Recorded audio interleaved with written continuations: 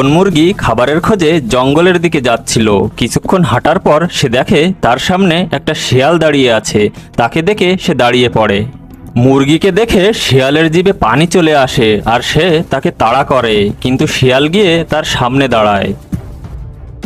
কি রে শিয়াল, তুমি কেন আমার রাস্তা আটকিয়েছো? আমার সামনে থেকে সরো, আমি আমার বাসায় যাব। আমি তোকে আজ তোর ঘরে যেতে দেব না, তোকে আমি খাবো। এসব তুমি কি বলছো? তুমি জানো না যে এই জঙ্গলের কেউ অন্য কারো প্রাণ নিতে পারবে না? তুমি সিংহ মহারাজের হুকুম কি অমান্য করছো নাকি?